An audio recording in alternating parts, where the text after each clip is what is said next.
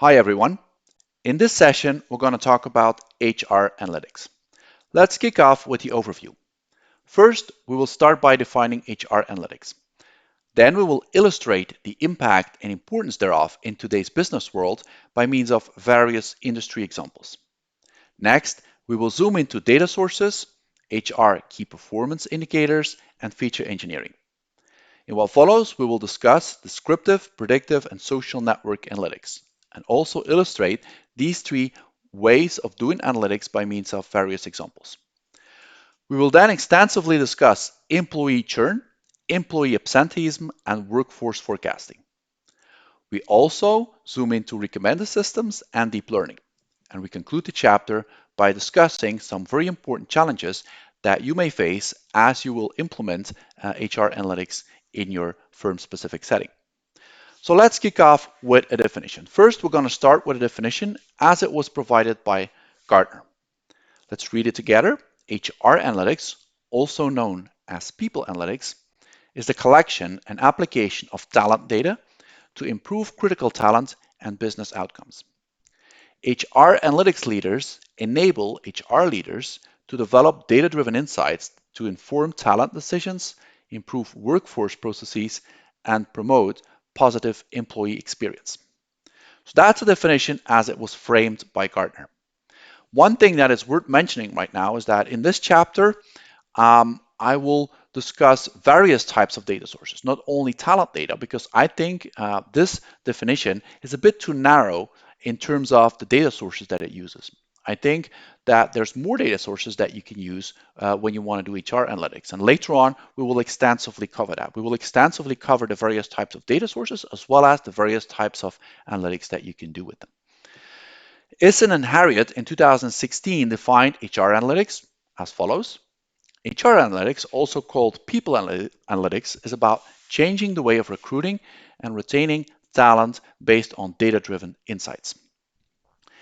HR analytics, if you look in the literature nowadays, you can see that HR analytics, the term itself, is used interchangeably with talent analytics, workforce analytics, etc. But it all boils down to the same thing. It's essentially the application of various types of analytics, descriptive, predictive, and social network analytics, as we will discuss later, in an HR-specific setting, be it recruiting, be it employee churn, be it employee absenteeism, etc. HR analytics is an essential part of what is sometimes called evidence-based HRM. Evidence-based human resource management refers to the fact that we're going to collect evidence. In this case, we're going to collect evidence from data by means of analytical models, by means of patterns, and so on, and use that to steer our strategic HR decisions.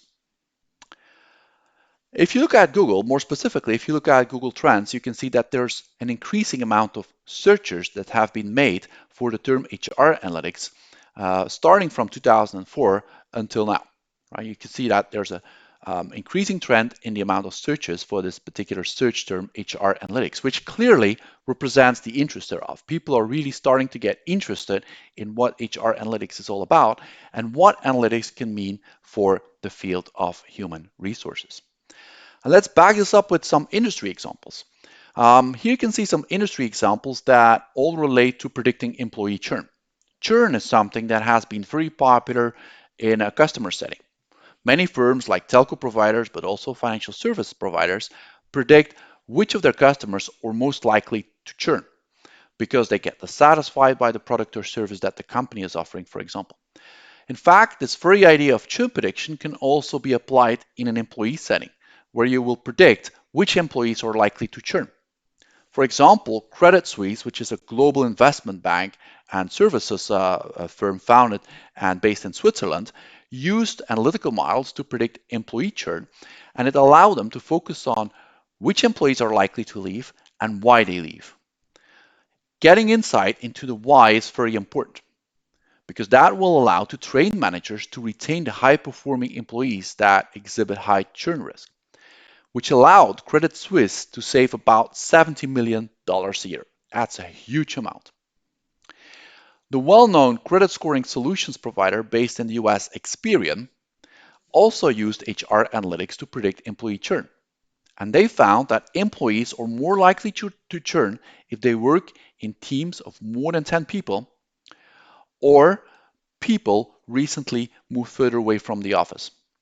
Those are very important insights to start your employee churn analytics from, because that will give you some clear insight into what data you should collect so as to have state-of-the-art, high-performing analytical churn, employee churn prediction models. And in fact, acting on these insights, Experian reported a drop in churn of about 2 to 3% over 18 months with an estimated saving of 8 million to 10 million US dollars, which is again a very substantial amount, clearly highlighting the importance of HR analytics. Xerox Holdings Corporation is an American corporation that basically sells print and digital document products and services, and they also used HR analytics to fight employee churn. They managed to reduce churn by 20% by profiling the ideal employee as the ideal employee lives near the job, has reliable transportation, and uses one or more social networks, but not more than four. He or she tends to not be overly inquisitive or empathetic, but is creative. So again, these are all very important insights to start your employee churn analytical modeling from, as it again tells you what data could potentially be relevant to help you predict your employee churn. Employee absenteeism is another application of HR analytics, and we will extensively zoom into that later on. E.ON, for example, is a European electric utility company based in Germany, and they found that a lack of long holiday increased the risk of employee absenteeism. Again, a very important insight that you can start with once you're starting to collect data to predict employee absenteeism. Employee engagement isn't considered to be the holy grail of HR. So many HR managers nowadays, they want to have a very sound and solid insight into how engaged their employees are. Because the next step would then be to relate employee engagement to financial income or to financial profitability or financial return of a firm. Best Buy, for example, is an American multinational consumer electronics retailer. They found that a 0.1% increase in employee engagement results in over $100,000 in annual operating income per store, which is a lot, right? They now conduct employee engagement surveys more frequently. More specifically, they conduct them quarterly rather than annually, given the importance of employee engagement and the impact thereof on the financial income. Clarks, for example, is a British international shoe manufacturer and retailer, and they found that a 1% improvement in engagement leads to a 0.4% improvement in financial performance. It may look like a very small amount at first sight, but translated in an absolute number or figure, this could mean quite a lot of dollars, right? So here you can see once more the importance of measuring, analyzing employee engagement, and then relating it to the impact, to your bottom line impact or financial income impact. In terms of recruitment, analytics is all around these days. Like Unilever, which is a British multinational consumer goods company, they used analytics for recruitment. And what they did was they used machine learning during the first 3 rounds of recruitment. So they used machine learning based interviews during the first 3 rounds of recruiting job applicants before meeting a human for the first time for the final interview. And by automating it this way, using analytics, they were able to save more than 50 hours of time spent on recruiting, and they reduced the time to hire from 4 months to 4 weeks. Again, a substantial impact of analytics in an HR setting. The VDAB, which is the Flemish employment service provider with whom I've collaborated quite intensively, they use deep learning to connect job applicants to vacancies. So basically what they're doing is they're analyzing unstructured data, which is CVs of applicants, and try to match that text data to job descriptions using deep learning, something I will come back to later on. Recruitment service providers like LinkedIn, Glassdoor, Phenom people, they all use analytics to connect job applicants to job positions or job vacancies. So analytics is gaining more and more ground in the HR area.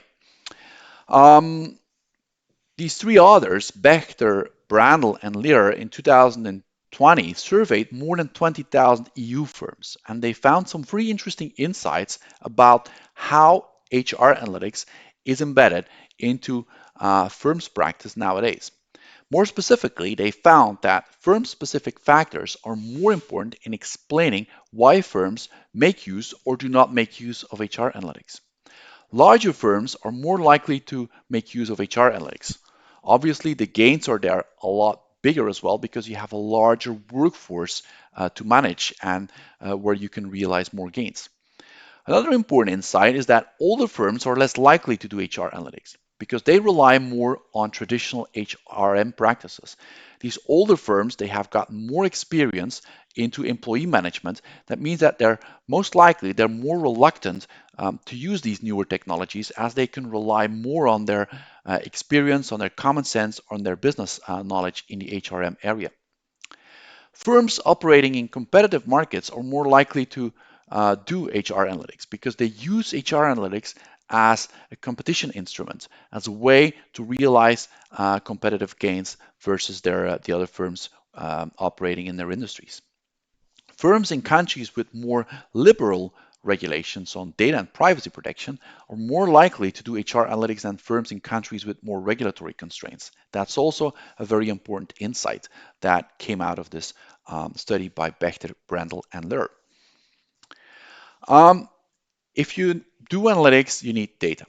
Data is the key ingredient to any analytical model. And a very important insight here is, as always, the more data, the better, because analytical techniques nowadays are perfectly equipped with facilities to tell you what data is important and what data is not important for the predictive or descriptive analytical task at hand.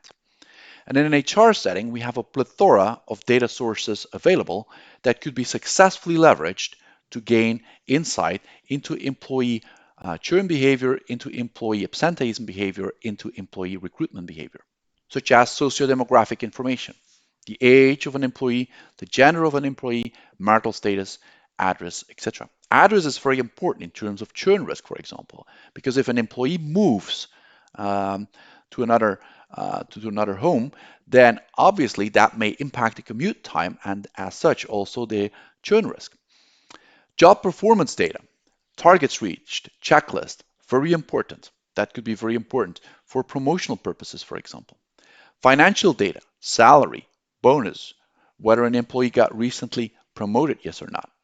Training data, the number of trainings the employee followed, the certificates that he or she obtained. That could be very important to measure HR engagement, for example, or employee engagement. If an employee is very engaged, then he or she will be more likely to perfect their skills by following the necessary trainings.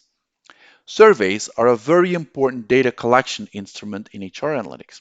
We're talking about engagement surveys, job satisfaction surveys, exit surveys. Exit surveys are very important. If an employee is about to leave your organization, so he or she is about to churn, it's very important to conduct a survey because you want to know the reason why they churn, because knowing that reason will allow you to see what data sources you should collect in the future to better predict employee churn so that you can remedy the phenomenon as much as possible and keep your employees and HR talent as much as possible.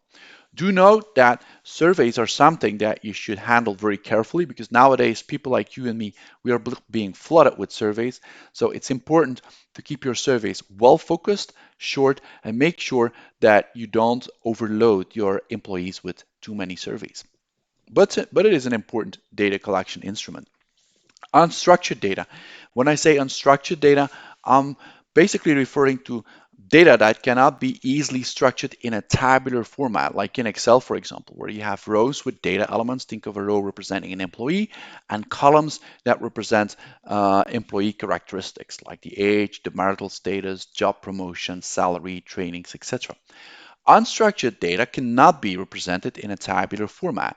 And here we're thinking about the CV or the curriculum vitae, a job description, which is a textual data source, a job interview, which could be by audio or combined with video. These are all kinds of unstructured data sources that could also be successfully leveraged for HR analytics. External data is also very important. Macroeconomic fluctuations, for example. Employee churn is highly related to things that happen in the macroeconomic environment. Or competitor data, right? If your competitor has a more attractive job offer than for one of your current employees, then obviously that presents a churn risk. Data poolers or recruitment platforms like Glassdoor, like Phenom People, like LinkedIn, etc., they are also very interesting external data providers to consider to enrich your HR analytical models. Social media data is also very important, and there's a first important caveat that you should be aware of is obviously privacy. Privacy is something that you should be very careful about nowadays, especially with social media data. And do note that the privacy regulation varies from geographical region to geographical region. For example, in Europe, we have GDPR, Global Data Protection Regulation. In other countries or geographical regions, you may have other regulations. So it's important that before you start using social media data and also some of the other data sources that you carefully check your local regulation about what data you're allowed to use and what data you are not allowed to use. Social media data, we can think of professional social media platforms like LinkedIn.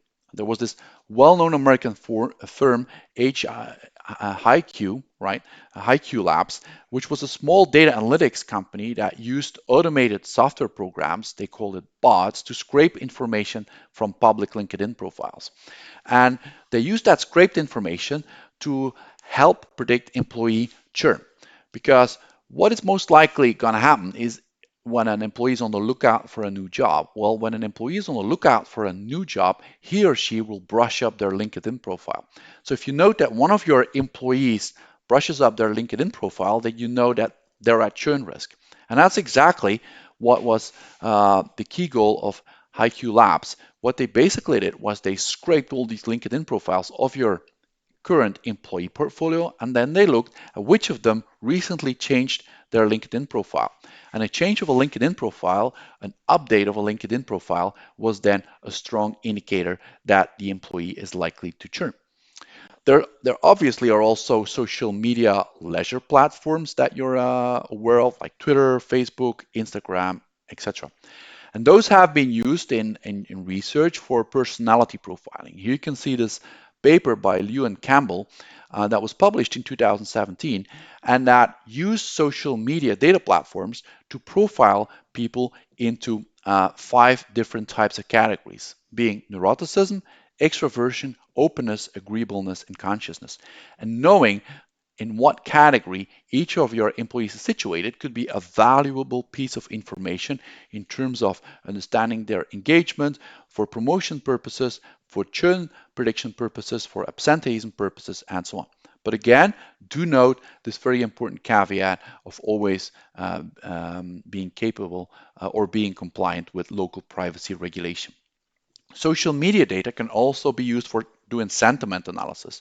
So if people voice their opinions or whatever kind of messages they post on social media, all that textual information can be analyzed in terms of it representing a positive sentiment, a negative sentiment, or a neutral sentiment. So doing sentiment analysis on social media data could prove to be another valuable source of information in HR analytics. But again, be very careful with that. Think about the Cambridge Analytica scandal that took place. I think it was in the around 2010, where personal data belonging to millions of Facebook users was basically collected without their consent, by the British firm Cambridge Analytica for political advertising and political profiling.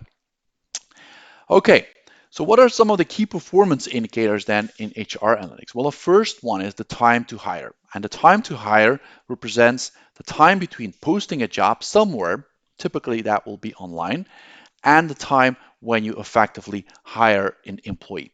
That's the first example of an HR key performance indicator. A second one is the cost per hire.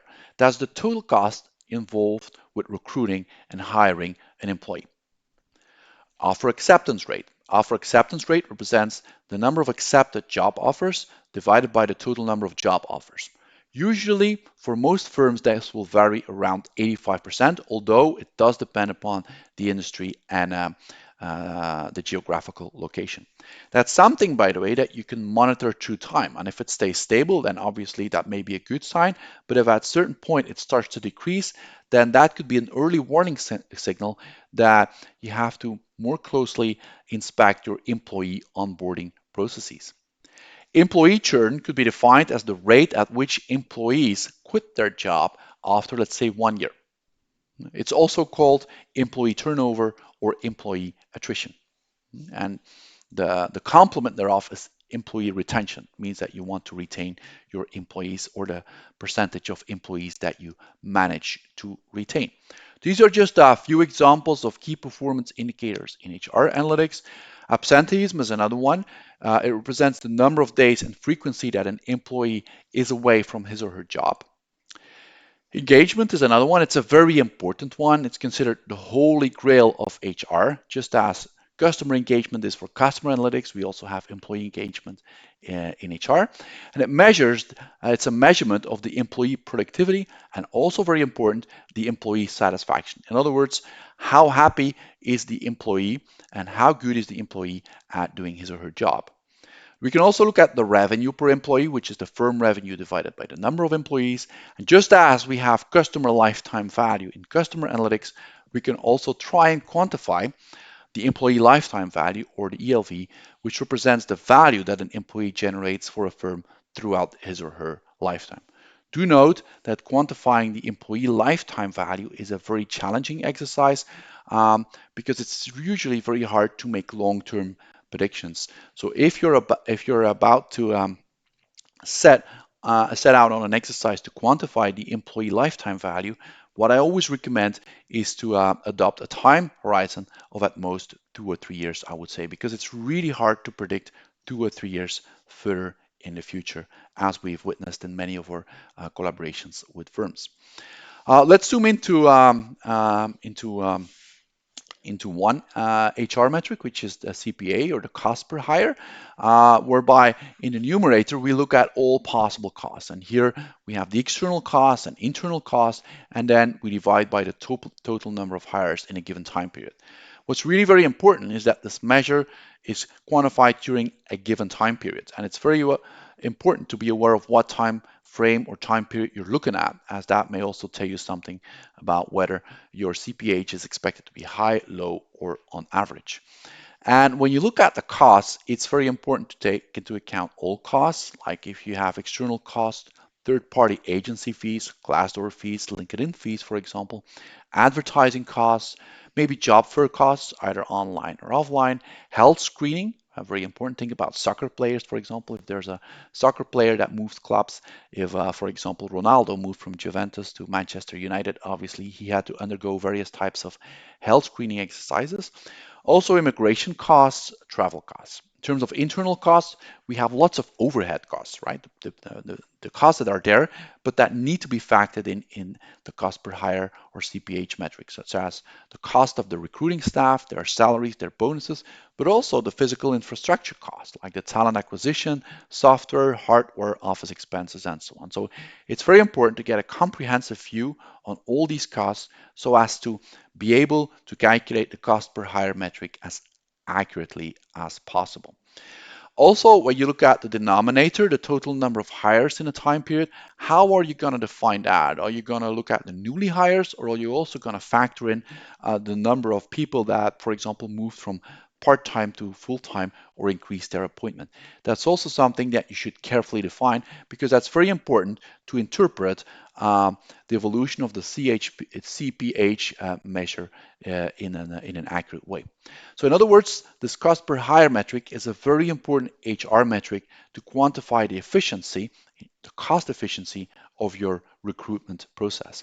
And what we can then do is we can, if we're an international firm, for example, we can use pivot tables, or OLAP, online analytical processing, it's referred to segment the metric across geography, across education levels, across business units, across leadership levels, across recruitment channels, and so on. So if we would see, for example, that we have certain types of recruitment channels where the CPH is quite high, where there's quite a high amount of cost per hire, then that's something that we may want to zoom into and to find out why is this cost that high? Is there a way of decreasing the cost, etc. So that's very important, this segmentation exercise across geography. If you find that in certain types of geographical locations, again, the cost per hire is higher than other geographical locations, it's something that may be worth zooming into to understand why this difference, where does this difference come from, and how can we successfully act upon it.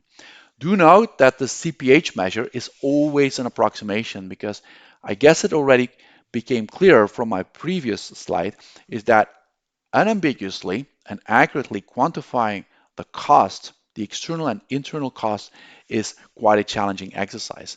And hence the CPH is always an approximation. But that's not something to worry about, because if we measure the CPH in a consistent way in time, then it makes sense to look at the evolutions thereof, at difference thereof across segments. Here you can see how OLAP can be used. OLAP stands for Online Analytical Processing. It means that you build a multidimensional data model and then start playing around with it. So here we have, for example, a three-dimensional data cube. Here you see different types of recruitment channels like LinkedIn, maybe in some internal recruiting systems that you have, Glassdoor, and some others. You can see the business units highlighted, ICT, finance, production, logistics, and marketing. And here you see different types of leadership levels, like, I don't know, C-level, strategic, tactical, and operational level of decision making. And then you can fill up this entire two-dimensional data cube with the cost per hire number. So every subcube thereof represents a number. Maybe the number here could be 1,000, for example, 1,000 US dollars. That means if I want to recruit somebody at the leadership level L1 in marketing from LinkedIn, the cost per hire for that particular type of person would be about 1,000 US dollars. And once I've nicely populated this three-dimensional cube, I can start rotating it. I can start taking slices of it, dices of it. I can start rolling it up, as you will see on my next slide. Here you can see that you take a slice. That means that you zoom in to leadership level L2.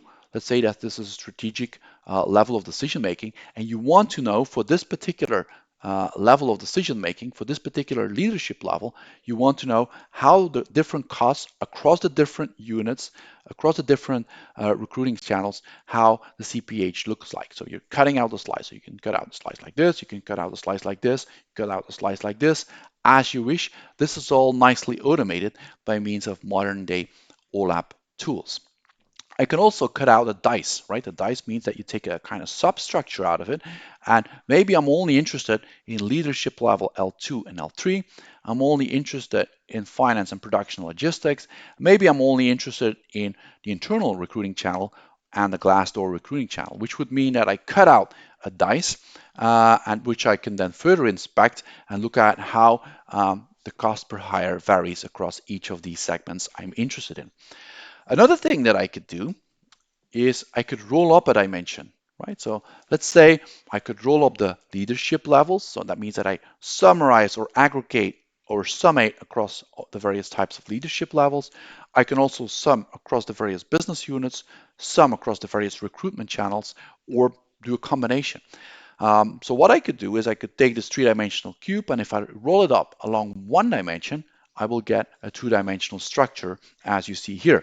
So here I rolled up the leadership level, and I'm looking at various recruitment channels, LinkedIn, internal, Glassdoor, and other, and various business units. And here I now see the cost per hire from LinkedIn, from using LinkedIn as a recruitment channel in the ICT department, rolled up, aggregated, summed across all the leadership levels. And that may give you some interesting insights. So that's the whole idea of OLAP. The whole idea of OLAP is to do multidimensional data analysis along various dimensions, rolled up, drill down, which is the opposite of roll up. The opposite of roll up means that you're going to ask more detail. That is drill down. I can do some slicing, I can do some dicing, and so on. Okay, that's the purpose of OLAP analysis. Now, we've now spoken about data and key performance indicators. A very important step in any analytical exercise is feature engineering. And I've done quite a lot of research myself in the area of fraud analytics, in the area of credit risk modeling, and in the area of customer analytics. And also in HR analytics, I think feature engineering is a very important step. What is a feature? A feature is a carefully crafted data element with assumed predictive power. Let me give an example of a feature. No firm is going to store the age of its employees. There's no firm that stores the age of its employees. What it stores is a date of birth, because the age is something that varies on a yearly basis, whereas the date of birth always remains fixed.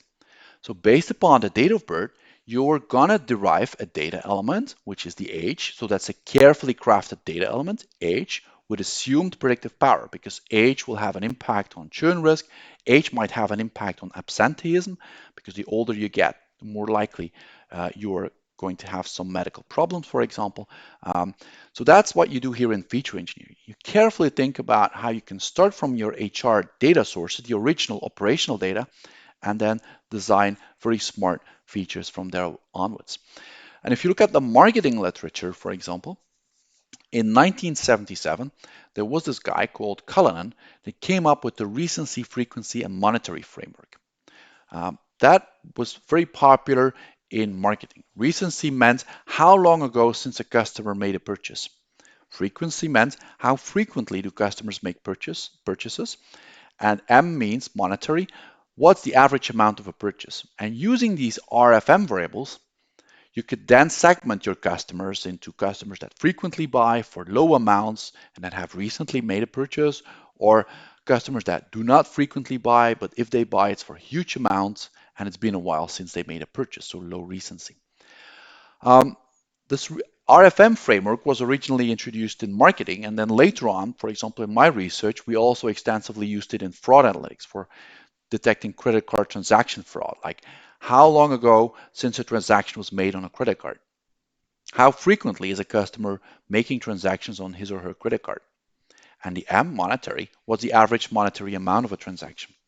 Well, in fact, we can very easily port this RFM framework also in an HR setting, where the recency could be the recency of a job promotion, the recency of an absence, right? How long ago since since an employee was absent, recency of hiring, recency of email, recency of a career move, right? So you can very easily port that to an HR setting. Also the frequency feature, frequency of promotion, frequency of being absent, frequency of hiring, frequency of emailing, frequency of career moves, and a monetary amount, the monetary variable or the monetary feature is in essence a feature that represents the intensity of an event, the intensity of a transaction of an event. In terms of promotion, that could be salary change. In terms of absenteeism, that could be the number of days absent. In terms of hiring, that could represent the number of hires. In terms of emailing, that could represent the size of the email, even in word count. And in terms of a career move, that could represent the number of months at the company. So this recency frequency monetary framework that has been so popular in marketing and fraud analytics can be easily also adjusted, tailored towards HR analytics to provide us with the insights that we are after. An engagement score, as I said, employee engagement is considered often to be the holy grail of HR, and that's why many HR managers try to calculate engagement scores, which can be seen as yet another example of feature engineering. And there's various types of options, right? Option one is to use the Employee Net Promoter Score, ENPS. And the Employee Net Promoter Score is a score that ranges between 0 and 10. And that basically is an answer to the question, would you recommend the company you work with to a close friend or family member? And you have to scale that on a score of between 0 and 10.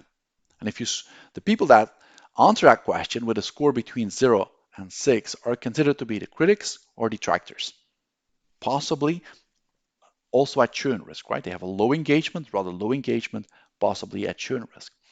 The ones that answer 7 or 8 are referred to as the passives, and the ones that answer it with 9 to 10 are the ambassadors or promoters. They're going to promote their job to others. They will say it's nice to work at your firm and so on. So these are the ones that are highly engaged, obviously. Now, some firms, like the one that I cited at the bottom, started from this ENPS and then also considered other types of criteria, like when did you last get recognition for doing a good job? Do you trust your manager? Do you have a best friend at work? Do you feel that you have received enough training to do a good job? So these are multiple criteria which are here factored uh, in, into the engagement score, right? But measuring employee engagement is very important, and carefully engineering this engagement score will be very important to predict absenteeism, to predict employee churn risk, etc. Time-based features are also very important. Changes in time are usually very interesting to witness. Think about all of a sudden someone updating his or her LinkedIn profile. Think about somebody moving address, for example, right? If somebody moves, then that's a very important indicator, because that could represent a very important churn risk, because the employee now has a higher commute to make. But we could also look at trends in job satisfaction, trends in engagement, trends in churn rates. If we see all of a sudden our employee churn rates start to increase, then that could be an early warning signal that something's going wrong and that we have to spend some time digging into what's the reason behind that. I could look at trends in absenteeism, etc. What's also very useful in terms of feature engineering are peer group comparison features, where you're gonna compare an employee with his or her peers. And what's really very important there is to carefully think, what are the peers of an employee? I could look at the employee engagement of a particular employee and compare that against the average business unit, team, squad, or tribe in agile environment engagement. I can look at the employee performance and compare that versus the average business unit, team, squad, or tribe performance. That's very important, because that will clearly allow us to highlight employees that stand out in terms of having low engagement versus their peers, high engagement versus their peers, low performance or high performance versus their peers, and so on, so that we can zoom into those and use that information in an analytical setup in the most optimal way. Ratio features are another type of features that are very important. And a ratio is always defined as a numerator divided by a denominator, right? We can look at training efficiency. Training efficiency could be the performance of an employee after training minus the performance before the training, divided by the training expenses, for example. That's one example of a ratio that could be interesting in an HR perspective. Now, the thing with ratios is that you have to be very careful, because what happens if the denominator becomes zero? What happens if, for a particular employee, there were no training expenses because he or she did not take up any training courses? And obviously, you have a division by zero. So if you have a ratio and only the denominator can become zero, then the problem is easily solved, because you then switch the denominator and the numerator, right? If the numerator can never be zero, then you make it the new denominator, right? So you can switch the ratio definition. If both can become zero, then the problem is not solvable. And you have to carefully think about what you're going to do in your HR analytical models or systems when you're using HR KPIs, which are in essence ratio variables where the denominator can become zero. Either you will redefine that ratio variable in another way, you will try to measure it in another way, or either you have some fallback scheme to tackle those very few cases that may occur where the denominator equals zero and you have a division by zero. Social network features are also very important, because an employee will typically work in a network of employees, as we will discuss later. I really want to stress this very important activity of feature engineering, because throughout our many benchmarking exercises that we have conducted in customer analytics, we found that smart feature engineering is key to develop powerful analytical models, be it descriptive analytical models, predictive analytical models, or social network analytical models, as we will discuss in what follows.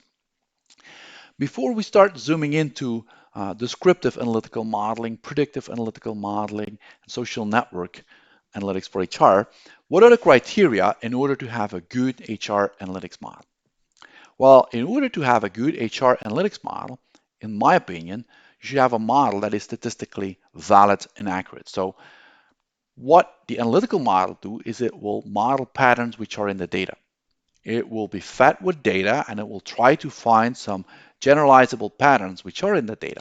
So your model should be statistically accurate in terms of likelihood values, in terms of p-values, in terms of mean squared errors, in terms of mean absolute deviations, in terms of Pearson correlations, etc. But what's also very important, especially in HR analytics, is that your model should be interpretable, right? You want a white box analytical model. Because if employees churn, you want to know why they churn. You want to have the interpretation behind it. If you have high degrees of employee absenteeism, you want to know why. What is causing the absenteeism, right? So you want keen insight into what drives employee churn, what drives all your HR behavior, and that's why the interpretability is very important. Obviously, given the plethora of data sources that we can collect, it's very important that your HR analytical models are regulatory compliant, compliant with privacy guidelines, with ethical guidelines, with fairness guidelines, and so on. And we see those guidelines being developed on an ongoing basis nowadays by many regulators in Europe, in the US, all over the world, basically. And at the end of the day, the proof of the pudding is in the eating, as they say. Your HR analytical models should give you revenue. So they should be revenue generating. They should have a bottom line impact, which is really very important. So let's have a closer look at how analytics can be used for HR. First of all, we have descriptive analytics. And the aim of descriptive analytics is that you describe patterns in the data. So you don't have a target variable like a churn indicator, like an absenteeism value to steer your learning process. The data is just a set of observations whereby every column has equal value or every variable has equal value. You try to find patterns in there. And the first popular example of using descriptive analytics for HR is clustering. So I cluster my employees, for example, in order to identify talents or high potentials. Or I characterize my employees in terms of their RFM characteristics. See what we discussed previously when we spoke about feature engineering, recency of promotion, frequency of promotion, amount of promotion, and so on. So I can measure that for each employee and then do some clustering. I can also cluster my employee data for absenteeism in terms of hiring variables, etc. Association rules try to find frequently occurring patterns between items. The most interesting and the most well-known and actually a bit funny example of association rule mining is a supermarket in the United States that was looking at what products are frequently purchased together. They found that beer and diapers were frequently purchased together. That's an example of an association rule. If you buy beer, then you're going to buy diapers, right?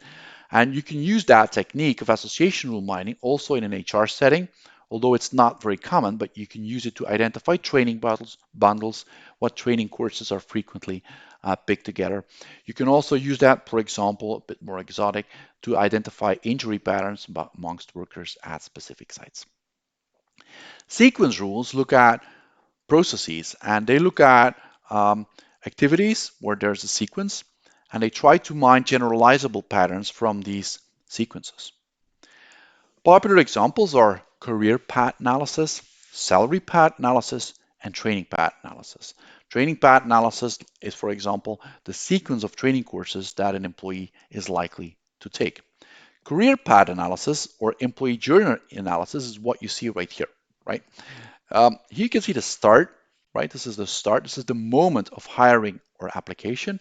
And this is the moment of turnover or retirement. So here either the employee churns, so he or she leaves the company and goes and works somewhere else, or retires. And here you can see the various career paths or employee journeys, right? So let's pick one of them. So you can be hired as a junior business analyst. From there onwards, you can move on to be a scrum master, to be a business intelligence expert, to be a project manager, to be a sales associate. If you're a BI expert, you're most likely to move on to become an analytics people manager, and then you're moving either to the turnover or the retirement. This can be mined from your data, typically from your SAP, because many companies nowadays use SAP as their enterprise resource planning software. So from your SAP logs, you can try and do some employee journey analysis or career path mining and get those kind of plots like you see right here, so as to understand how employees move through your organization, move through the different job profiles in your organization. And then you can ask for some more detail, right? So you can add numbers. Here you can see the number that we hired 20 junior data scientists during a particular time period. And then you can see how they moved on to the other job profiles, right? How many of them did become business intelligence expert? How many did become technical sales associates, senior data scientists, and so on. So that will also allow you to see if um, employees more or less stay within the same activity area or whether they are more likely to switch activity areas. That could be very interesting information to be aware of, right?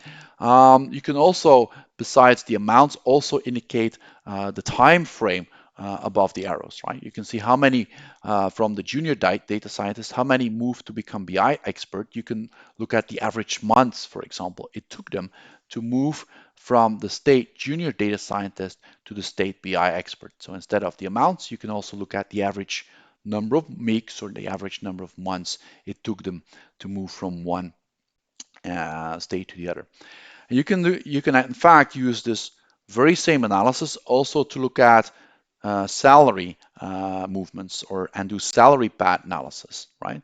Um, we, the way we do that is by binning your salary bands, right? So here you have some salary bands, so you're binning the salary or categorizing the salary into bands or to groups, and then you see how employees move from one band to another, from one salary category to another. So here, for example, above the arrows, you can see the number of months it took an employee to move from one salary band on average, because these are averages, right? We could also indicate at the standard deviations and calculate confidence intervals if we want.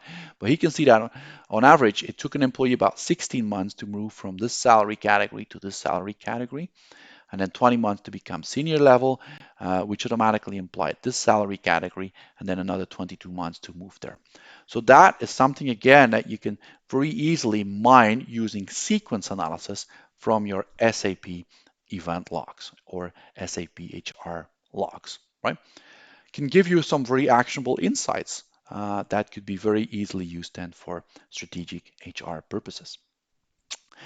So salary path analysis can then actually allows us to see how does an employee compare to his or her peers in the same business unit, in the same department, in the same firm, or even in the same industry if the data is made available to a data pooler, for example. It will also allow us to get insight into what are the key determinants of a transition. Do some paths lead to more churn than others, or more absenteeism than others? Do the paths change in time because of macroeconomic effects, or even because of the pandemic that we have recently witnessed? All of this can be analyzed using Markov chains, right? So there exist state-of-the-art analytical techniques, which we will not cover in this brief session, whereby your a salary bin represents a state and a transition can then represent a promotion or maybe even a demotion in case an employee is referred to a lower salary band. So there exist state-of-the-art analytical techniques that allow us to do this career path analysis, to do this salary path analysis, and even training path analysis, because you can do the same thing with training courses, as I already referred to. Predictive analytics is different than descriptive analytics in the sense that in predictive analytics for HR, we always have a target variable. So we always have one variable that prominently stands out. That could be a churn indicator that you want to predict. So churn indicator is 1 or 0, or it could be the number of days an employee was absent, which you want to predict using various types of data. And in essence, predictive analytics disentangles into classification problems where your target variable is binary or can only take on a limited set of values. In case of employee churn, it's yes or no, right? Either the employee churns 0 or not, 1 for example, or where you can predict whether an employee received a promotion, yes or no. In terms of regression problems, your target variable is no longer categorical, but it's continuous instead. So with a regression problem, you have a continuous target variable, which could be the number of days that the employee was absent, or it could also be the employee lifetime value, which is also a continuous variable that ranges between 0 until some kind of upper bound. These are examples of predictive analytics for HR. In social network analytics for HR, we're going to look at network patterns. We're going to look at networks between employees. And in fact, as we've shown in our previous research, social networks have been very popular in customer churn. For example, in a telco setting, if you look at your mobile phone, for example, what telco providers are doing nowadays is they look at who you call with your mobile phone. And if some of the friends or some of the people that you frequently call have churned, then that could have an impact on your own churn risk. So telco providers have a call network available. They know who you call, they can make up that network, and they can use that network for predictive purposes just by looking at whether some of your friends churned, whether they moved to another telco provider, yes or no, and whether that will impact your churn risk. And throughout our research, for example, we found a very significant impact of those network effects on the churn risk of customers. We did not only found that in churn prediction in telco, but also in fraud analytics, right? In fraud analytics, we defined a network where we looked at credit cards, for example, and we looked at where those credit cards were being used, with which merchants. And we built a network whereby the nodes represent the credit cards and the merchants, and the connection represented a purchase made by a credit card with a particular merchant. And that we used for fraud analytics. And we can now very easily use that also for HR analytics. The only thing that we have to be careful about is how we're going to define our networks. So a network consists out of nodes and edges or connections. So the node could be a company, an employee, a department, a project, a squad, or a tribe. Right? The edge could be a career move from one department to another, or from one company to another. Could be an edge could be drawn between two employees if they belong to the same department. An edge could be drawn between two employees if they conducted a number of joint projects, if they live in the same geographical region, if they frequently exchange emails.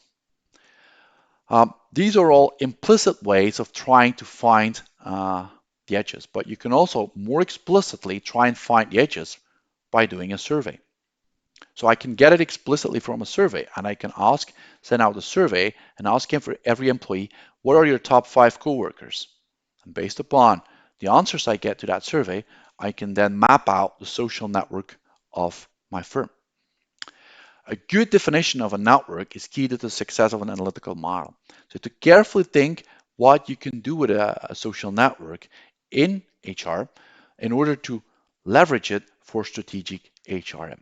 So that might involve some trial and error. And it's also important to be aware that these networks obviously evolve or change in time. So looking at how the network dynamics changes in time could also be something that is very important to be aware of.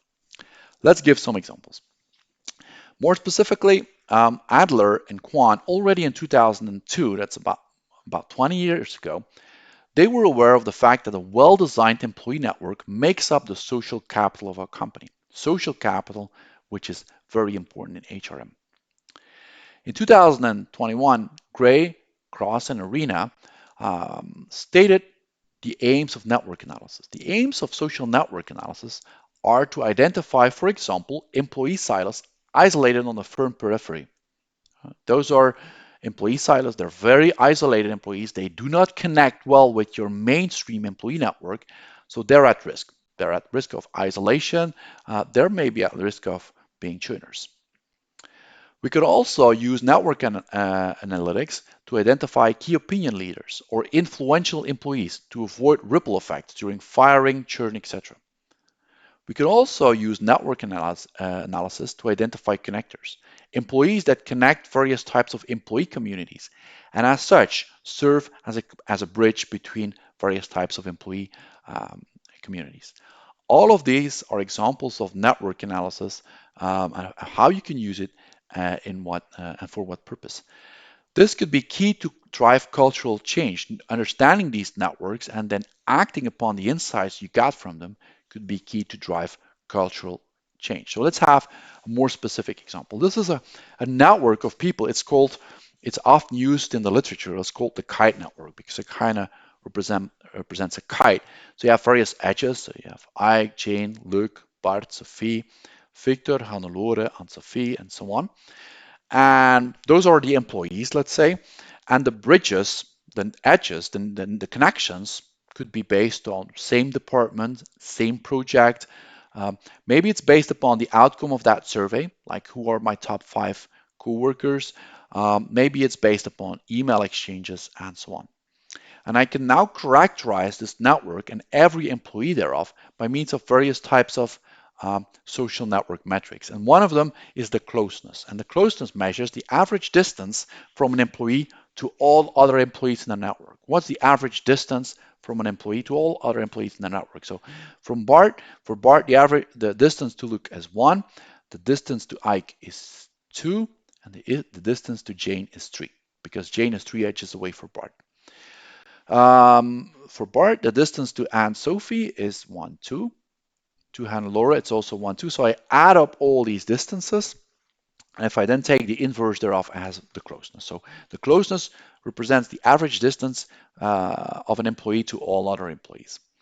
And if you would calculate that for every of those employees right there, you would see that Bart and Sophie, sitting right here, Bart and Sophie, they have the highest closeness, or the lowest they have the highest closeness. So they're closest to everyone else, and they essentially represent the glue that holds the network together. They're in the best position to monitor the information flow through your employee network. And they're key players when it comes to bonding and collaboration because they hold everything together. But they could also present you with some serious levels of risk because firing both is risky since they're in a position for social contagion. They can spread very negative word of mouth throughout your employee network, and as such, create a lot of havoc in your employee network. So management, in order to mitigate that risk of social contagion, management should avoid closeness hotspots such as Bart and Sophie and aim for a uniform closeness distribution across your entire HR or workforce network. The betweenness measures how often an employee is situated on the shortest path between any 2 other employees. Right? So how often is Bart situated on the shortest path between any 2 other employees? Just look at all possible combinations of 2 employees, look at the shortest path, and I look at how many times that passes through Bart.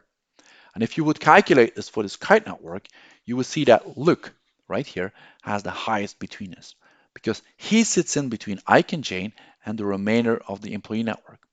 So as soon as Ike or Jane want to communicate with any of the community members right here, they have to go through Luke. So Luke is kind of playing a broker role between the community of Ike and Jane and the community that we have right here. He is a very essential employee for innovation and increased efficiency. He can also functionally disconnect essential parts of your HR or workforce network because if I fire Luke, I have this isolated cluster which sits on the periphery of my HR network and this core cluster right here, which is I create a functional disconnect, which is not something I want.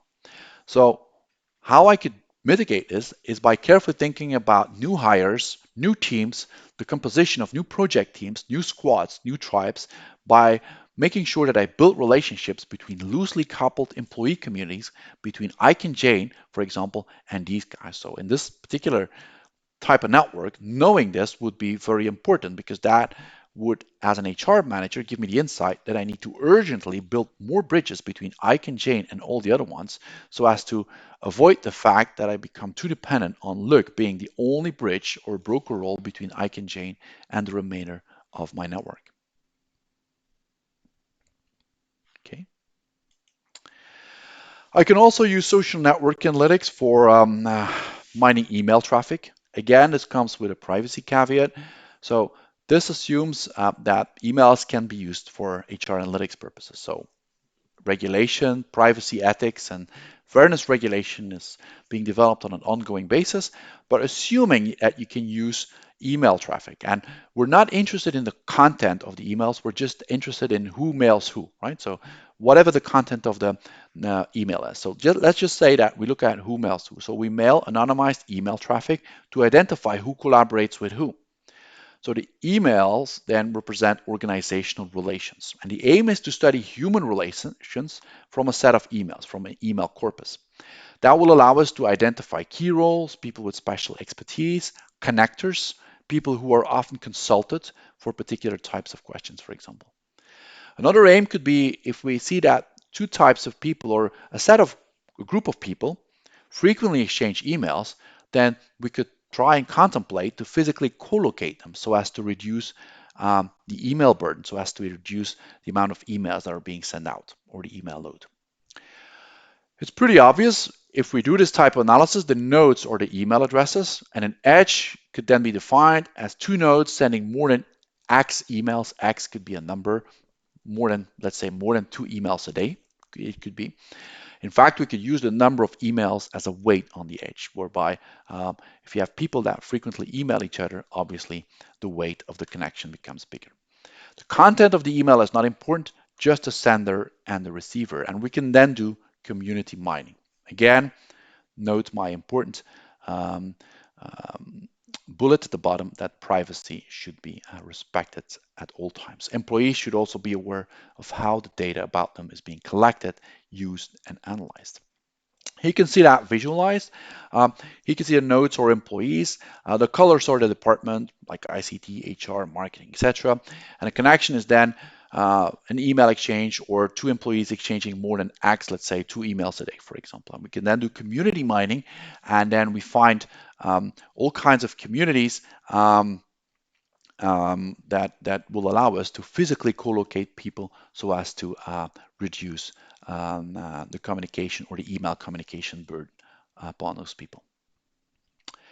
Social networks have been used quite a lot and quite recently also in this very interesting paper from 2019 entitled Career Analytics, Data-Driven Analysis of Turnover and Career Paths in Knowledge-Intensive Firms.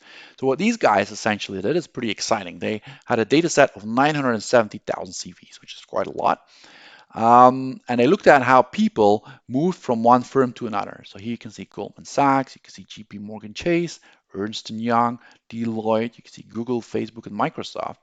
And then they made that network and they then did community mining or clustering on the network. They looked at communities within the network in which you frequently saw career moves, in which you frequently saw people switching from one firm to another.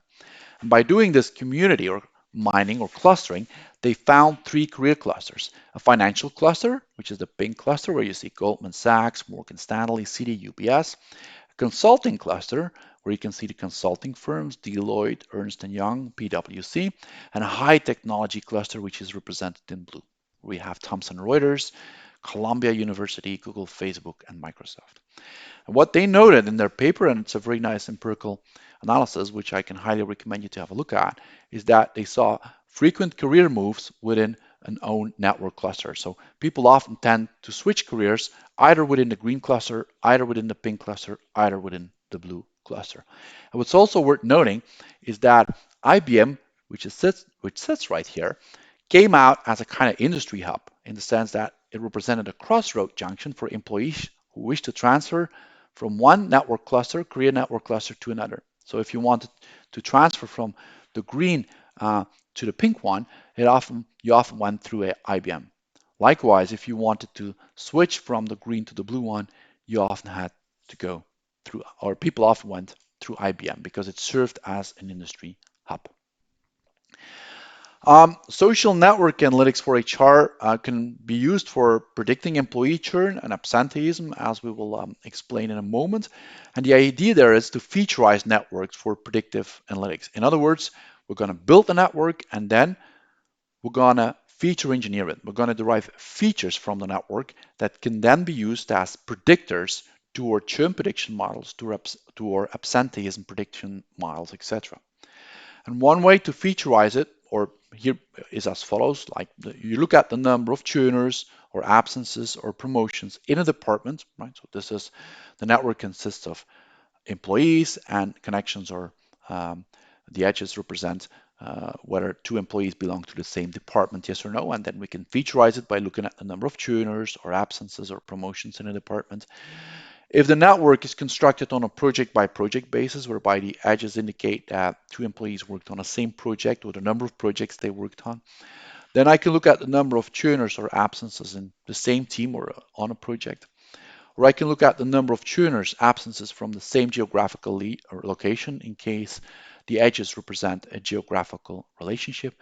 Or I can look at the number of frequently mailed contacts that recently churned and so on. So the idea is then once you build that network is to creatively featureize it, and then with those features you can do churn prediction, absenteeism prediction, as we will explain in a moment. Remember, as I always say, the more features, the better, because analytical techniques nowadays are perfectly equipped to deal with a large amount of variables, to deal with a large amount of features, and tell which are the ones that are really important for predicting a certain measure of interest, churn, absenteeism, etc. Right? Okay, so let's now have a look at employee churn. Just like customer churn in customer analytics was very important, also employee churn is very important. We see a lot of battle for talent nowadays, especially in the data science area. Data science is an area where you see lots of companies hiring nowadays because it's a highly sought after skill, and because data is considered to be the new oil. So there we can see a battle for talents, right? So retaining your customers in your firm is a very important KPI for many firms nowadays. They want to keep their talent. It's very resource intensive to hire an employee, to train and make him or her productive, right? So there's a lot of investment that goes in there. Also, with the COVID pandemic, we see more and more signs of a great resignation, whereby more and more employees start to question their career, starting to feel unhappy with it, and think about churning or moving and doing something else. So employee churn and predicting it is very important.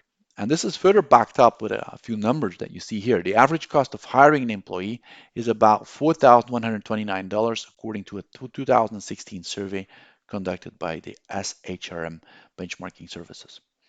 Gartner in 2021, so in a very recent report, they noted that 91% of HR leaders are increasingly concerned about employee turnover in the coming months, especially because of the pandemic, according to a survey of 572 HR leaders in July 2021. Also note that 100% employee retention is also undesirable. It's very important to innovate your employee workforce with new talents, with new people. So a certain type of rotation there is desirable, is definitely desirable. In terms of employee churn, just as with customer churn, we can make a distinction between active churn, when an employee stops the contract, passive churn, when an employee decreases the appointment from full-time to part-time, for example, for whatever reason. Expected churn means retirements. That's also very important, knowing which of your employees are likely to churn or expected to churn because of retirement planning. And forced churn is when the company takes a decision itself and fires the employee. So these are four different types of churn that you may be interested in. Employee churn is something where segmentation is also very important, where you're going to create various types of segments. You can look at how many employees churn after their first year of hiring. That's what we call the first year churn rate. I can also segment it and look at my top talents. So I have a couple of how is it called? High potentials, it's called. I can look at how many of my people would I label to be high potentials and what's the churn rate in there.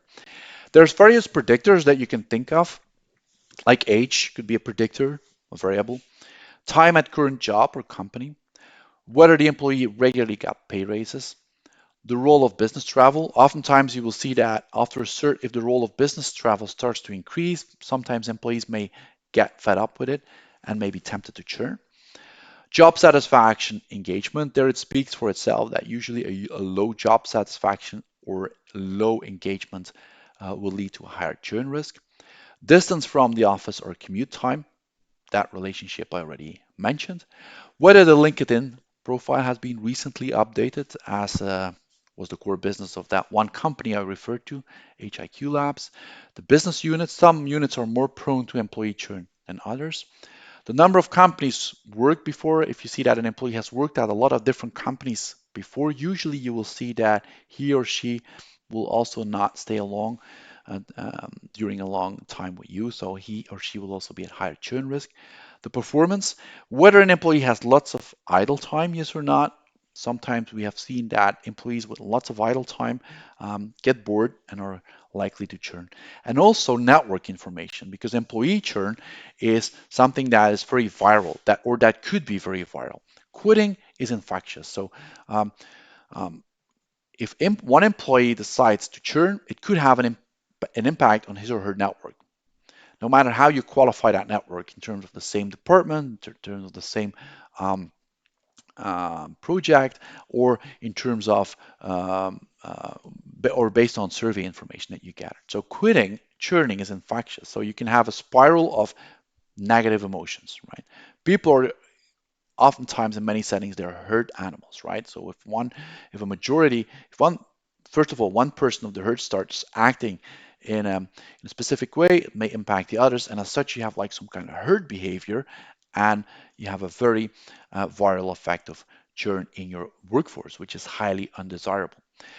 People like those who are like themselves, or birds of a feather flock together, which is the idea of homophily. Homophily means that people tend to act like their closest friends, co-workers do. That's the idea of homophily.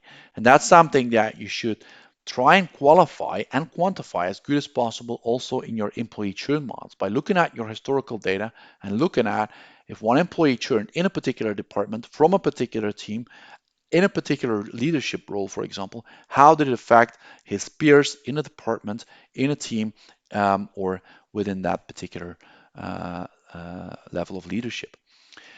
You want to quantify those turnover contagion effects across business units, departments, tribes, squads, and you can do that by creating the necessary features, by doing feature engineering and looking at the number of churners in a business unit, department, tribe, squad, so that you can identify key influencers. This was very nicely researched in this paper at the AAAI 2019 conference, which you can see cited right here. Okay. In terms of employee churn, we can make a distinction between black box analytical models and white box analytical models. Black box analytical models are very complex mathematical analytical models based on complex mathematical formulas, such as neural networks, deep learning neural networks, ensemble methods, random forests, XGBoost. Whereas white box analytical models are models like logistic regression, like decision trees. So they are very readable, they are very explainable. That is very important when you're predicting employee churn because interpretability is key to work out employee retention strategies. Understanding why your employees churn, why they leave your organization, will allow you to prevent other employees from doing so as well. And it will allow you to work out employee retention strategies, such as the importance of stay interviews. So if you could proactively flag certain types of employees to be at high risk of churning, you could do a stay interview with them and say, look, I have a feeling that you're unhappy with the firm, that you might churn. Tell me what you're unhappy with. Tell me how I can assist you, and so on. So, what motivates you to stick around? How can I improve your work experience? And what is your career aspiration? That's something that you can try to outline in collaboration with the employee to make sure that you can keep him or her on board. You can see how this could be automated in a retention scorecard.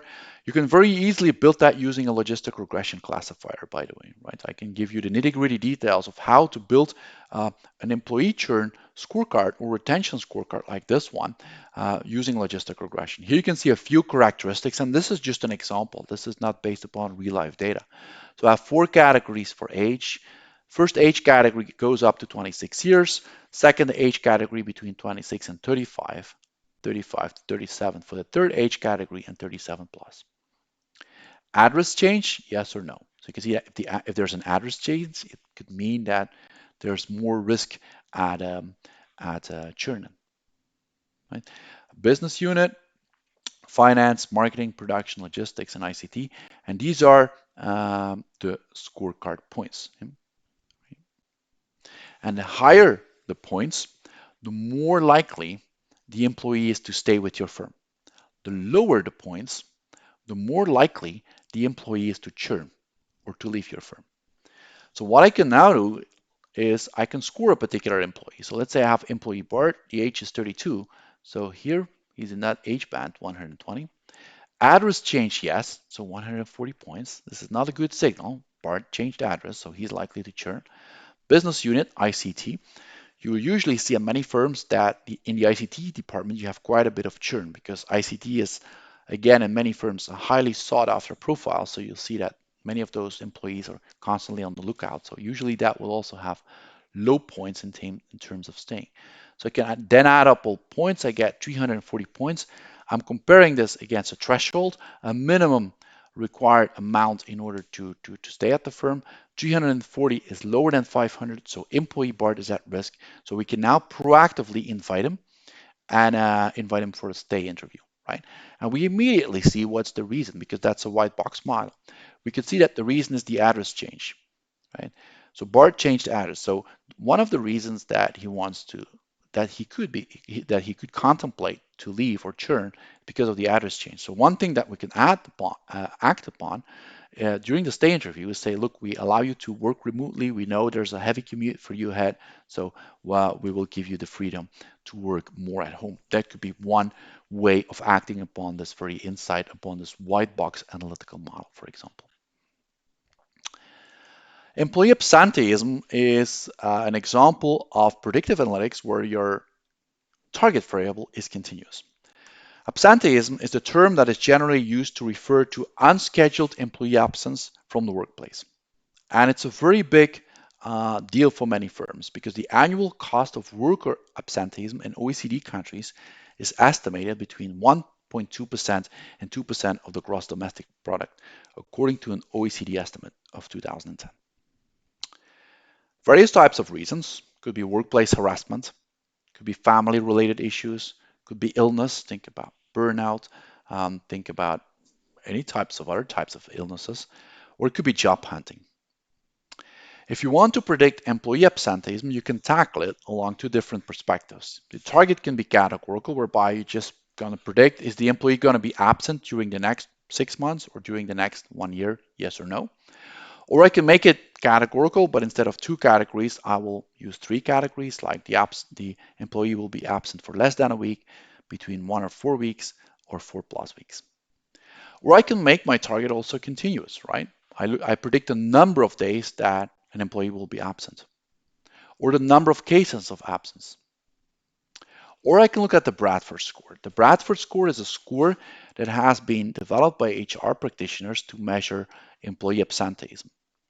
And the idea behind this is that short, frequent, unplanned absences are more disruptive to a firm's functioning than longer absences. So it's measured as follows then. S represents the total number of cases of absence in a given time period. D then represents the total days the individual was absent in a given time period. And the Bradford score is then S squared times D. And if you're once absent for 10 days, you get a Bradford score of 1 times 1 times 10, or 10. If you're twice absent for 5 days, so the total amount that you're absent here is the same, right? So it's twice absent for 5 days, it's also 10 days, but it's spread out across 2 episodes. Then it's 2 times 2 times 10, or 40 in terms of Bradford scores. You can see that there's an exponential effect in terms of the number of cases of absence. So that's also a way of measuring absenteeism and then predicting it. Once you quantified absenteeism, you can again segment it using OLAP, using this multidimensional data analysis that we talked about before when we talked about the CPH measure, the cost per hire measure, and look at the absenteeism by manager, by business unit, by tribe, by squad, etc. Various types of predictors can be thought of: demographic, age, gender, marital status, education; work environment features, wage, contract type; work shift irregularities. These are typically highly predictive. for predicting employee absenteeism, like whether somebody has to do weekend work, night work, overtime, night shifts, etc. Holiday policy is also very important, like how long ago since a customer had holidays, right? So you can again use the RFM variables here. How long ago since the employee had a holiday, recency, frequency, how frequently is the employee having holidays? Monetary, it's an intensity measure. It looks at the duration of the holiday. What's the average number of days that the employee took off? But I can look at last holiday, number of rejected holiday applications, previous absenteeism behavior, because typically you will see some kind of autocorrelation effect across time. The more an employee is absent, the more an employee has been absent in the past, the more he or she is likely to be absent in the future. I can look at business units. Some business units are more prone to employee absenteeism than others. And again, just as we did with employee churn, we can look at contagion or network effects and see whether the absence of one employee causes the absence of another. And that's something that you typically will see because as one employee falls out, um, the workload of that one employee has to be divided across other employees, which could actually cause a knock-on effect of other employees also falling out, and as such, creating a viral effect in terms of absenteeism. Workforce forecasting is another example. Here you're going to predict your company's workload, right? Um, and how many resources, HR resources, do we need in order to keep our activities up and running? And for workforce forecasting is a very important and interesting HR analytics problem because you have asymmetric costs. Either you have a lack of HR resources or you have an excess of HR resources. If you have a staff excess, which you have benchers, then the cost could be different than if you have a staff shortage, right? If you have a staff shortage, are you gonna how are you gonna tackle it? But the cost between staff excess and staff shortage are clearly different. Key predictors for workforce forecasting are obviously sales projections. How many products are we expected to sell? Because that will steer our manufacturing and production decisions and as such our HR resources. Sales projections are often made using time series analysis models like ARIMA, Box Jenkins, and so on. The macroeconomy is also very important, like GDP, inflation, unemployment, macroeconomic trends. They also are key predictors for workforce forecasting. The time, the peak season, whether there's a flu season, yes or no. Think about the hospitals, for example, in this COVID pandemic that had quite a bit of impact on workforce planning and forecasting in hospitals. Strategy, whether the company recently did a merger and an acquisition. If it did a merger or an acquisition, maybe synergies can be realized, which will have an impact on your workforce planning and forecasting. New products and service lines that are being deployed. IT technology, robotics that allow to maybe scale down some of your workforce needs. Chatbots, Internet of Things devices. So IT technology could also be a key predictor in your workforce forecasting. Organizational aspects, whether you're moving to agile and splitting up your workforce into squads, into tribes, etc. Succession planning. It's very important also to know, for example, do you have cohorts of people that are likely to retire and how that will affect your workforce needs. And as an example, the chemical firm Dow Chemical analyzed historical data on its 40,000 employees across the globe to forecast promotion rates, internal transfers, and overall labor availability. And they also, in using their analytics, also facilitated doing what-if scenario planning. Workforce forecasting is something that is also highly recommended in terms of segmentation across business units, firms, if firm or firms across the firm, across business units, across projects, etc. Two approaches are commonly used here, either a top-down approach from the strategical level to the operational level. That means that it's based on a business model, it's based on growth projections, it's based on investments that are being made, on strategic decisions. And a top-down approach for workforce forecasting is really good for long-term projections. A bottom-up approach starts from the individual leaders or the line managers that work at the operational level, and that develop forecasts for their specific product lines or for their specific departments. And that those forecasts are then aggregated or rolled up across the different levels and are good for short-term projections or forecasts. Dashboarding is very important here, and here you can see an example from SAP. This is an SAP dashboard, just to give you an idea of how this typically works.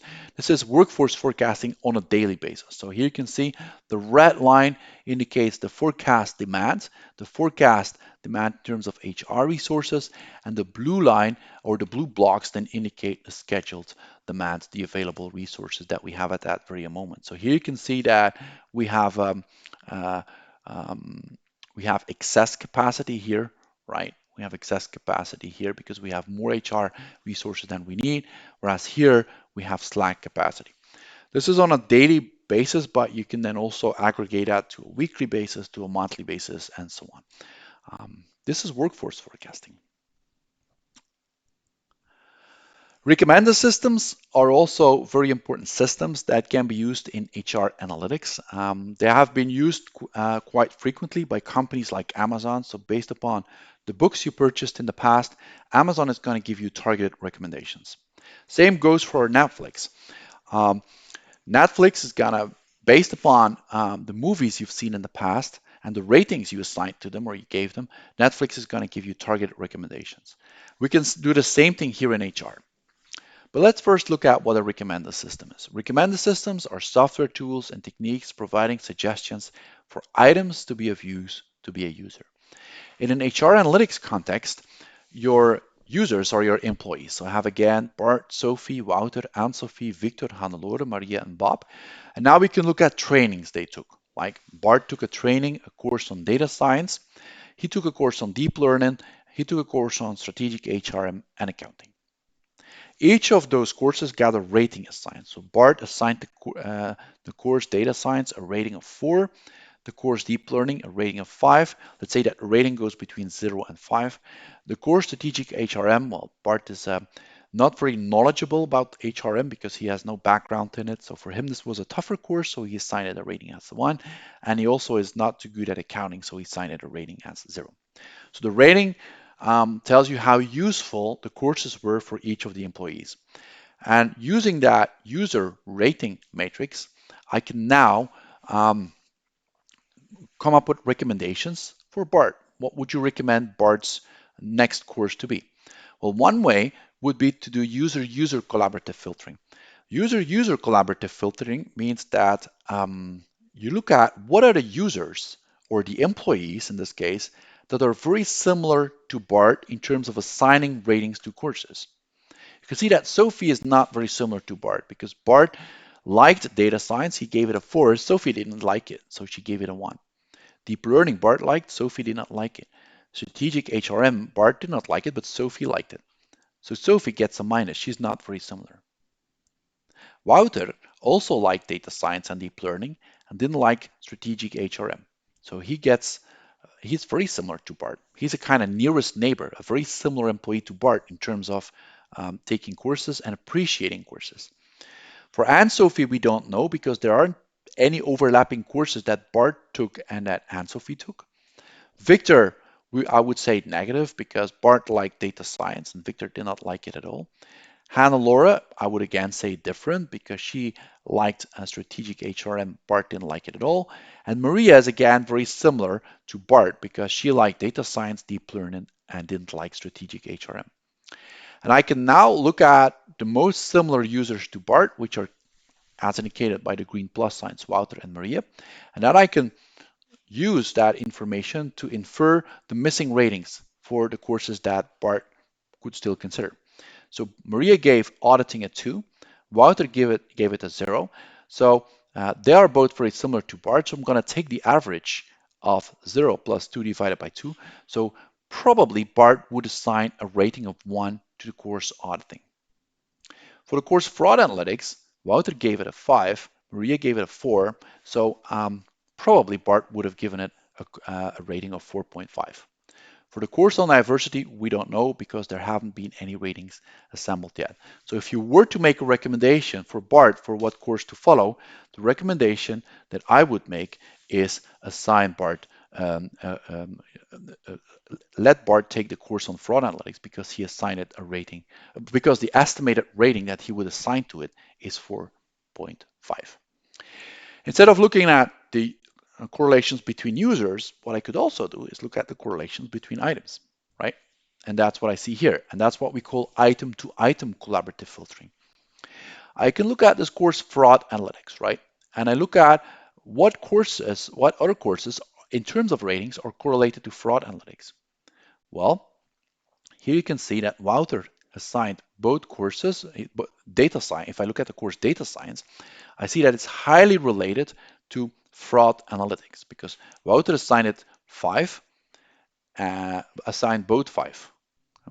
Victor gave both a low score, data science 0 and fraud analytics 1. Maria assigned data science 5 and fraud analytics 4. So the ratings on data science are highly correlated to the ratings on fraud analytics. Same goes for the ratings on deep learning. Wouter assigned this 4, this one 5. Maria assigned this 4 and this one 4 as well. So the deep learning ratings are also highly correlated to fraud analytics. Strategic HRM is not correlated at all, right? Strategic IRM, of course, the ratings on strategic HRM are not correlated to fraud analytics, right? So you can see here 1 and 5, you can see here 2 and 4. So they're uncorrelated. Same goes to auditing, same goes to accounting, and for diversity, we don't know. So there are two courses whose ratings are highly correlated to the ratings on the course of fraud analytics. And these are data science and deep learning. So what I now do is that instead of taking the average across the rows and looking at the employees, I look at the courses instead. And I say, look, the rating that Bart would assign to the course fraud analytics is the average of this 4 and this 5, so it would be 4.5. The rating Sophie would assign to fraud analytics would be the average of this one and this one, so this is 1, and so on. So if you were to recommend that one particular fraud analytics course to an employee, would you recommend it to Bart or to Sophie? Well, you would recommend it to Bart because he is most likely to appreciate the course and give it a high rating. So this is the idea of collaborative filtering. Either you look user to user or item to item. And there's been various studies that have been conducted in the industry, especially by Netflix and Amazon and so on.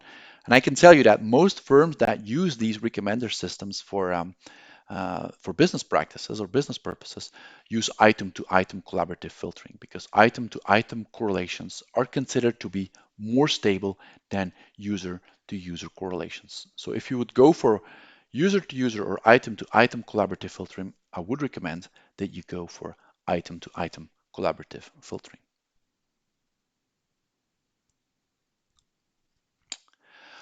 Deep learning means that we have very complex mathematical models available nowadays based on neural networks that allow us to extract very complex patterns from data. Deep learning techniques are techniques like convolutional neural networks, autoencoders, and so on. So very complex black box models. And remember what I said earlier, that interpretability is something that is very important, especially in HR. You are not going to find that interpretability with deep learning. But yet, deep learning can have its merits, can have its applications in HR. And in fact, throughout our research, we found that deep learning has no benefit whatsoever on structured tabular data.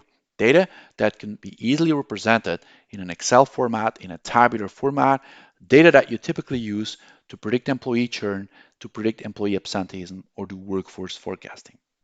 So there you can try out deep learning.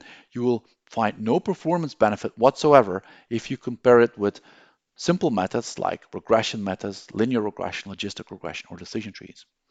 Deep learning really excels when you work with highly unstructured data, like text, like images, like audio, like video. And that's where I've seen deep learning a few times being used for recruitment, for example, to match an applicant's CV to a job description. They use deep learning, for example, at the Flemish employment service provider VDAB to do that. Deep learning allows us to analyze an applicant's CV, voice, and even gesture and her movements during job interviews to see whether they're nervous, yes or not, and to try to distill some psychometric patterns from how a job applicant behaves. We often use the term robo-recruiting there because in these applications of recruiting, deep learning is used to profile customers automatically and see whether they have a good job fit, yes or no. It's also being used to do voice mining to compare a candidate's speech patterns with attractive exemplar template patterns that were derived from voice patterns of high-performing employees. That has been done in this study right here. I have a bit concerns about this because I don't know whether that is um, that I mean, that's suitable to do. You can do it technically, but some innovation and diversity, I think, is always very important to consider here. So I'm a bit skeptic about this, but it's technically possible thanks to deep learning. Deep learning can also be used for workplace surveillance using CCTV. For you have your workplace equipped with videos, for example, with cameras, captured camera television, and you will analyze all the images that come in, the video that come in, by means of deep learning for activity, productivity monitoring, for safety to see whether there's some safety hazards popping up, for crowd management. Think about the COVID bubbles that have been introduced by many countries. Well, now you can automatically analyze that by having the videos that are being shot by your cameras, by having them automatically analyzed by deep learning techniques, just to detect how many people occur at a time at a given workplace. You can automate that using deep learning. Or you can even use that for surveillance in a work from home setting. If somebody works from home, his or her camera can be switched on, and using a deep learning technique, you can then actually see whether they're working from home, yes or no. I do have a bit of concerns. I'm a bit critical about this, but I'm just outlining the technical possibilities right here. In fact, Amazon's, for example, they in their delivery vans, they have cameras put in there, and their cameras are looking at the roads, for example, and they constantly recording the roads and the road safety and the driving behavior of the driver. And using deep learning, they analyze that and then they give recommendations to the driver in terms of finding the shortest route based upon also traffic jams, based upon traffic accidents, but also based upon the driving style or driving behavior of the driver. All of this can be automated using very complex machine learning technologies such as deep learning. Just as we have customer chatbots that allow us to ask questions to our bank, there's also HR chatbots that can be developed using natural language processing, which is typically inspired by deep learning or an application of deep learning technologies, and which will help you answer questions about pay slips, leaves, expense reports, and so on. So deep learning does have its potential within HR, but I do believe that it is something that we should be careful about. Um, There's various types of challenges that also come about when you do HR analytics, and that's something that I will discuss in the remaining couple of slides. What is really important to successfully leverage HR analytics in a firm is to gain employee and management trust. Oftentimes, what you don't know scares you, and people will look at analytics and say, "Look, we don't know it, so we're scared of it, and we don't want it to affect our job. We don't want it to affect our promotion or the way we're being treated as employees." And what's really important here is to gain trust, to show that analytics is not a danger, is not something that should be considered dangerous, but should be considered as um, something that could help facilitate your life, facilitate your job. So it's really important here that analytics should not be perceived as something that takes the H out of HR, right? So the human aspect is very important, and it's very important that people don't see analytics as a way to treat employees as interchangeable widgets, right? Analytics should be perceived as a value-adding technology that allows you to make your life and job easier as an employee. Should also be seen as a fallible companion technology, as indicated in that one reference right there. Analytics is not perfect, right? You will never be able to perfectly predict employee churn, absenteeism, etc. It can make mistakes. But as long as it only makes mistakes occasionally, it can come in as a very handy tool to support your HR activities. Another challenge is that usually customers are considered as your priority, but not your human resources. So HR sometimes is not considered in terms of budget as a priority. And that's why HR departments usually don't have the budget to invest in HR analytics despite the huge potential thereof. Another very important challenge that's plaguing many companies nowadays is the availability of data. And secondly, the availability of high quality data. Sometimes the data is not there, and if it's there, it lacks sufficient quality to do analytics.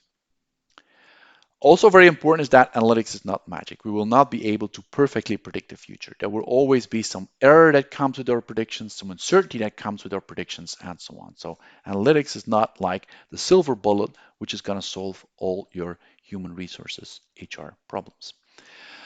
Another challenge at the end of the day, what you want to do is you want to relate your HR data to your customer data. You want to actually relate your, for example, your employee engagement to your customer engagement, or want to create a connection between the happy employees and the happy customers. That's the ultimate aim because at the end of the day, that will have the biggest impact on the bottom line of your firm or the return on investment of your firm. Trade unions typically also are a bit worried, are a bit skeptical when it comes to HR analytics because they're always afraid that it might negatively affect your employees. But what I think it's very important is again also gaining trust with the trade unions to make sure that they fully understand what analytics is about, that fully understand the potential thereof, and that they should see it as an opportunity and not as a threat because analytics can really facilitate people's lives, can help them, can actually boost your employee satisfaction and engagement. Privacy is also very important. Privacy should always be respected. Customers should always be fully aware of what data is collected about them, how it's analyzed, and how it's used. That's really very important, especially given the various types of data sources like social media platforms that we discussed before. One should be very careful with that. Next is the big brother effect. Nobody likes to be watched on a daily basis, right? Um, a few months ago, I was driving on the road and I was seeing this on the truck in front of me. Rate how do I drive? It's something, if I would be a truck driver, I would not like this because I would feel that I'm being watched all the time. And I don't like this. I think this is a big brother effect and it's not helpful, I think. It's also the same goes with Amazon that is using that filed a patent to use wristbands to continuously track its workers. If there's no more trust, if there's too much control and no more trust, I don't think it's a good thing from a human resource perspective. My last challenge deals with fairness, more specifically fairness, discrimination, and ethics. And I want to report a few findings that came out of a study, a paper by Kögling, Riazzi, Wagner, and Simbach, um, as follows. What they did was they studied a few algorithms, and first of all, they noted that Amazon's hiring algorithm turned out to be biased in favor of male applicants, which led Amazon to shut down its automatic decision-making systems for hiring. And in their paper, they claim, and I fully concur with that HR managers need to understand, assisted by data scientists, how algorithms make decisions to avoid discrimination. So again, what we need is we need white box algorithms that clearly tell us why an employee is about to churn, why there is absenteeism, um, how the workforce forecasting should be done. We need white box, explainable, highly readable, interpretable analytical models so that we have a keen insight into the underlying employee dynamics. Firms should implement proactive auditing methods to verify algorithmic decision processes to guarantee the fairness of algorithms, to make sure that an algorithm is not going to do discrimination against certain types of gender, against certain types of nationalities, against certain types of religions, against certain types of ethnic origins, etc. And it's very important to conclude that HR managers receive detailed information about the data sets and that have been used to build the analytical models and algorithms, internal workings to prevent biases. Okay, I hereby would like to conclude this session on HR analytics.